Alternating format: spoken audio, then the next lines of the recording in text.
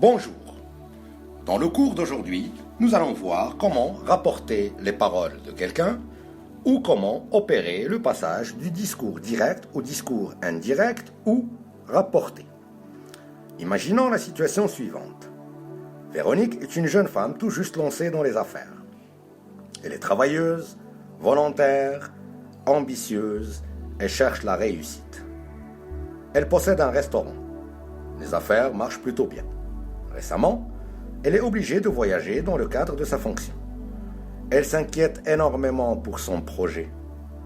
Donc, elle appelle régulièrement pour donner ses directives et s'assurer du bon fonctionnement du travail pendant son absence. Elle ne s'adresse pas directement à ses employés. Elle parle au gérant du restaurant qui lui transmet à ses collègues. Il rapporte les paroles de la propriétaire aux autres salariés. Supposons qu'elle leur demande de veiller au bon déroulement du travail durant son absence. Nous constatons que beaucoup de changements s'opèrent lorsque le gérant rapporte les paroles de la propriétaire aux autres. Observons. La propriétaire dit « Vous devez veiller au bon déroulement du travail pendant mon absence ». Le gérant transmettra à ses collègues et dira « La propriétaire dit que nous devons veiller au bon déroulement du travail pendant son absence ».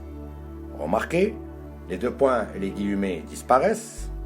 Le pronom sujet « vous » change en « nous ». Le possessif « mon » prend la forme de la troisième personne du singulier « son ». Apparition du « que » car la phrase énoncée au discours direct est affirmative. Remarquez aussi que le temps du verbe « devoir » ne change pas. Tout simplement parce que le verbe introducteur, c'est-à-dire celui qui introduit le discours direct, est au présent. Alors récapitulons. Lorsqu'on opère le passage du discours direct au discours rapporté, les marqueurs du discours direct, à savoir les deux points et les guillemets, disparaissent, les pronoms sujets changent, les possessifs changent aussi. Lorsque la phrase énoncée dans le discours direct est affirmative, on rajoute « que ». Enfin, les temps verbaux ne changent pas parce que le verbe introducteur est au présent. Maintenant, supposons que la propriétaire appelle pour rappeler à ses collaborateurs l'importance de l'amabilité et de la politesse dans le domaine de la restauration. Elle leur donne quelques règles à respecter quant à l'accueil des clients. La propriétaire ordonne « Soyez aimable et restez poli avec les clients ». Rapportant ces paroles, le gérant dira « La propriétaire ordonne d'être aimable et de rester poli avec les clients ». Disparition des deux points, des guillemets et du point d'exclamation. Apparition du « de », ce qui amène à mettre les verbes à l'infinitif. Résumons. Les deux points, les guillemets et le point d'exclamation disparaissent. Apparition de la préposition « de » et par conséquent, les verbes conjugués à l'impératif se retrouvent de facto à l'infinitif présent.